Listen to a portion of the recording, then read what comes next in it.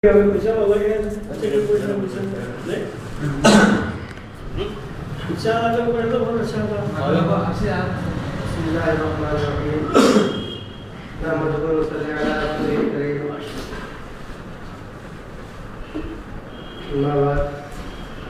आज जासलम की नबूवत से पहले की ज़िंदगी के हालात और वाक़यात पर कुछ रोशनी डालने की कोशिश करता हूँ। इससे पहले अल्लाह ताला ने जब इंसान को पैदा किया तो यूँ ही नहीं छोड़ दिया, बल्कि उसके लिए हिदायत का उसको रास्ता दिखाने के लिए नबियों को भेजता रहा। खुद आदम अलैहिस्सलाम भी पहले नबी थे और उसके बाद इसी तरह से नबियों का सिलसिला चलता रहा। उसके बाद फिर लोग शैतान के बहकाव में आकर अपनी नादानी से बुरे रास्ते पर चलते रहे और कुफ्र में मुब्तला रहते रहे, शिर्क में मुब्तला होते रहे। इसी तरह से नबियों का सिलसिला चलता रहा। नूह अलैहिस्सलाम आए, उसके बाद इब्राहिम अलैहिस्सलाम आए। इब्राहिम अलैहिस्सलाम के दो बड़े बेटे इब्राहिम इस्माइल अलैहिस्सलाम, उसके बाद इस्हाक अलैहिस्सलाम के जरिए बनी इस्राइल की कौम चली और इब्राहिम अलैहिस्सलाम के बड़े बेटे इस्माइल अलैहिस्सलाम के आखिर में मोहम्मद रसूलुल्लाह सल्लल्लाहु अलैहि वसल्लम तशरीफ लाए, जो कि आखिरी नबी और खातिमुल अंबिया हैं। मैं आज हुज़ूर सल्लल्लाहु अलैहि वसल्लम और हमारे आका नबी सल्लल्लाहु अलैहि वसल्लम की ज़िंदगी के जिन हालात के बारे में गुफ्तगू करना चाहता हूँ। हुज़ूर सल्लल्लाहु अलैहि वसल्लम बनी हाशिम से थे। हुज़ूर सल्लल्लाहु अलैहि वसल्लम के दादा का नाम अब्दुल मुत्तलिब था। अब्दुल मुत्तलिब के बाप का नाम हाशिम था। अब्दुल मुत्तलिब का असल नाम भी, हुज़ूर सल्लल्लाहु अलैहि वसल्लम के दादा अब्दुल मुत्तलिब का नाम भी असल नाम शिबा था।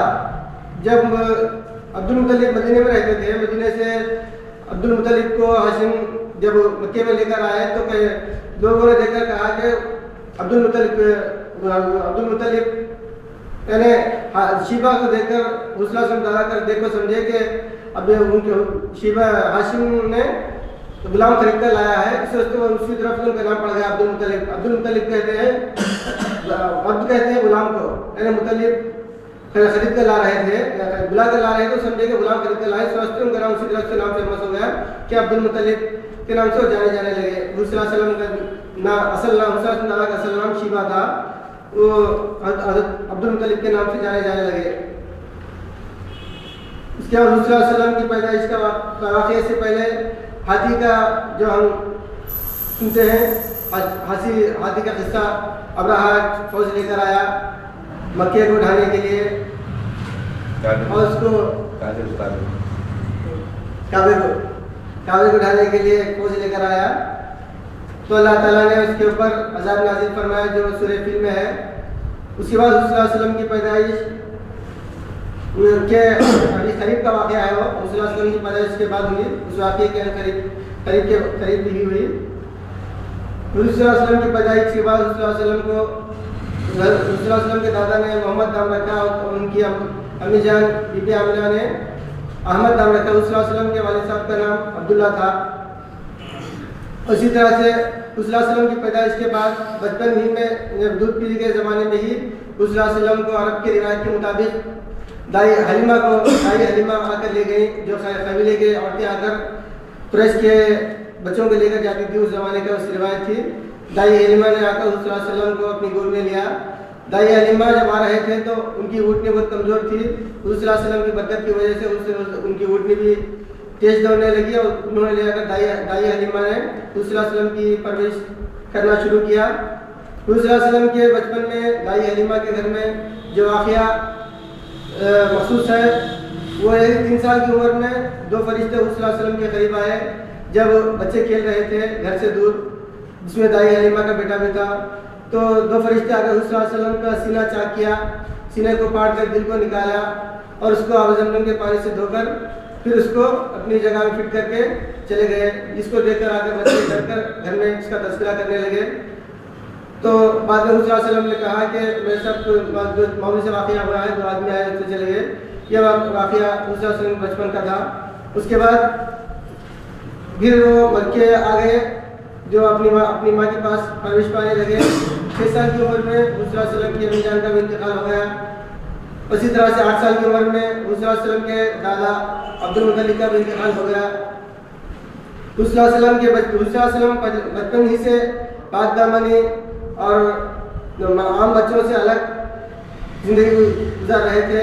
بچپن ہی سے ان کے پاس شرم و حیا کا مادہ تھا. ایک بچپن کا واقعہ حضور صلی اللہ علیہ وسلم کا یہ ہے کہ 6-7 سال کی عمر میں مکے کی دیوار گری ہوئی تھی, اس کی تعمیر ہو رہی تھی. قریش کے لوگ مکے کی دیوار کی تعمیر کر رہے تھے. تو اس وقت سارے بچے اپنے تہبند اور کپڑے کھول کر سر پر رکھ اس پر پتھر لے کر پتھر ڈھو کر لے جا رہے تھے. تو حضور صلی اللہ علیہ وسلم ایسے کر رہے تھے تو ابو طالب نے کہا کہ بچہ ہے, پتھر سر پر رکھنے سے چھپ جاتا ہے, اس وجہ سے تہبند کھول کر سر پر رکھ لے بولتے. حضور صلی اللہ علیہ وسلم تہبند کھول دیے, یعنی لنگی کھول دیے. لنگی کھولنے کے ساتھ حضور صلی اللہ علیہ وسلم اتنے حیادار اتنے شرمیلے تھے کہ حضور صلی اللہ علیہ وسلم کو غشی آ گئی اور بے ہوش ہو کر گر پڑے. یہ حضور صلی اللہ علیہ وسلم بچپن کے واقعات میں سے ایک میں واقعہ ہے. اسی طرح سے حضور صلی اللہ علیہ وسلم کے ساتھ دادا کا انتقال ہونے کے بعد ابو طالب کے پاس تھے جو حضور صلی اللہ علیہ وسلم کے چچا تھے, جو بہت پیار اپنے بچوں کے ساتھ پیار محبت سے پالتے تھے. 12 سال کی عمر میں حضرت ابو طالب کے ساتھ شام کے سفر جانا پڑا. تجارت کے سلسلے میں شام کا سفر کرے. شام کے سفر میں مخصوص واقعہ حضور صلی اللہ علیہ وسلم کے ساتھ پیش آیا کہ حضور صلی اللہ علیہ وسلم جا رہے تھے تو پیچھے آنے والے جو قافلے کے اور لوگ تھے انہوں نے دیکھ کر کہا کہ حضور صلی اللہ علیہ وسلم آگے بڑھ رہے تھے تو اوپر سے ابر ان کو سامنے دے رہا تھا اور آزو بازو کے درخت حضور صلی اللہ علیہ وسلم کو سجدہ کر رہے تھے, جھک کر سلام کر رہے تھے. یہ قافلے والوں نے دیکھا. اس کے بعد حضور صلی اللہ علیہ وسلم نے سفر تجارت کے سلسلے میں شام کے سفر میں بصرہ پہنچے. بصرہ میں ایک عیسائی پادری تھا جو حضور صلی اللہ علیہ وسلم کو دیکھ کر پہچان لیا کہ جو لڑکا جو ہے اس کی تمام آثار اور یہ دور میں ایسا ہے کہ آخری نبی آنے والا ہے. اس طرح سے اس لڑکے میں آخری نبی کے تمام نشانے پائے جاتے ہیں. اس لڑکے کو آپ خاص نگہداشت کریں. ابو طالب کو اس عیسائی نے بتایا. اس کے بعد دوسرا سے اسی طرح سے تجارت کرتے رہے ایمانداری کے ساتھ اور صداقت کے ساتھ. دوسرا وسلم کی تجارت کا انداز اس طرح کا تھا کہ دوسرا وسلم کوئی بھی مال سیل کرنے کے لیے رکھتے تو پہلے اس کی خامی کو, اس کے اندر جو کمی ہے اس کو دکھاتے ہیں, اس کے بعد اس کا ریٹ متعین کرتے, اس کا ریٹ فکس کرتے تھے کہ اس کے اندر یہ خرابی ہے, اس کا ریٹ یہ ہے, یہ چیز اچھی ہے, اس کا ریٹ اس کا ریٹ زیادہ ہے. اس طرح سے تجارت کرتے تھے. دوسرا وسلم کی سچائی کی وجہ سے دوسرا وسلم کو صادق کا لقب ملا اور حضور صلی اللہ علیہ وسلم کی امانت داری کی وجہ سے حضور صلی اللہ علیہ وسلم امین کہہ کر بھی لوگ جاننے لگے. مکے میں اس طرح سے مشہور ہو گئے اور تجارت میں بھی اچھی طرح سے تجارت کرتے تھے. اسی دور میں حضور صلی اللہ علیہ وسلم کی تذکرہ خدیجہ رضی اللہ عنہ کے پاس پہنچا گیا. حضرت خدیجہ کے نام سے مکے میں ایک شریف خاتون رہتی تھی جو بہت بڑی مالدار تھی اور دولت مند تھی, جن کا تجارت بہت دور دور تک عرب میں پھیلا ہوا تھا. دور دور علاقے کے جا کے تجارت کرتے تھے. خدیجہ رضی اللہ عنہ نے بلا کر حضور صلی اللہ علیہ وسلم سے کہا کہ آپ ہمارا مال بھی لے جائیے اور ان سے ہمارے مال کی تجارت کیجیے, اس میں منافع میں آدھا لیتے ہیں. تو حضور صلی اللہ علیہ وسلم اس کو قبول کر لیا اور اس کے بعد خدیجہ رضی اللہ عنہ نے یہ غلام کو ان کے ساتھ بھیجا کہ ساتھ ان کے تجارت میں ان کا مدد کرے. تو غلام نے خاص واقعات جو بھی حضور صلی اللہ علیہ وسلم کے پاس ایمانداری, صداقت اور حضور صلی اللہ علیہ وسلم کا جو بھی مخصوص اطوار دیکھتا تو آ کر خدیجہ رضی اللہ عنہ کو تمام حضور صلی اللہ علیہ وسلم کی اچھائیاں بتائیں کہ حضور صلی اللہ علیہ وسلم کتنے پاک نیک سچے اور امانتدار ہیں. اس کے بعد خدیجہ رضی اللہ عنہ کو حضور صلی اللہ علیہ وسلم سے نکاح کرنے کی خواہش ہوئی. تو خدیجہ رضی اللہ عنہ نے حضور صلی اللہ علیہ وسلم سے نکاح کی خواہش ظاہر کی. تو حضور صلی اللہ علیہ وسلم نے گھر والوں کا خاندان والوں سے مشورہ کر کے خدیجہ رضی اللہ عنہ سے نکاح کیا. اور اسی زمانے میں حضرت ابو طالب کی گھریلو حالات بھی کچھ اچھی نہیں تھی, غریبی کی زندگی گزر رہی تھی. ابو طالب جو کہ حضور صلی اللہ علیہ وسلم کی پرورش کیے تھے اپنے بیٹے کی طرح, تو حضرت علی جو ابو طالب کے بیٹے ہیں حضور صلی اللہ علیہ وسلم نے ہی بچپن ہی سے اپنے ساتھ رکھ کر پرورش کی. حضرت خدیجہ رضی اللہ عنہ سے خدیجہ رضی اللہ عنہ حضور صلی اللہ علیہ وسلم کو 5 بچے ہوئے, کل 5 بچے ہوئے, جن میں 4 لڑکیاں ہیں, رقیہ, زینب, ام کلثوم اور آخری پیاری بیٹی حضرت فاطمہ رضی اللہ عنہ, اور ایک بیٹے ابو القاسم ہے جسی کے نام سے حضور صلی اللہ علیہ وسلم کی کنیت پڑی کہ جو حضور صلی اللہ علیہ وسلم کا لقب پڑا کہ ابو القاسم کہہ کر مکے والے بلایا کرتے تھے بیٹے کے نام کی وجہ سے. یہ مکے کا دور حضور صلی اللہ علیہ وسلم کا امانت داری اور صداقت کا تھا. اسی کے ساتھ ساتھ حضور صلی اللہ علیہ وسلم غریبوں کی مدد اور نادروں کا خیال رکھتے تھے. تجارت میں کسی کو ادھار بھی دیتے تو اس زمانے میں سود کے ساتھ وصول کرنے کا تھا. حضور صلی اللہ علیہ وسلم ایسا نہیں کرتے تھے, سود بھی نہیں لیا کرتے تھے.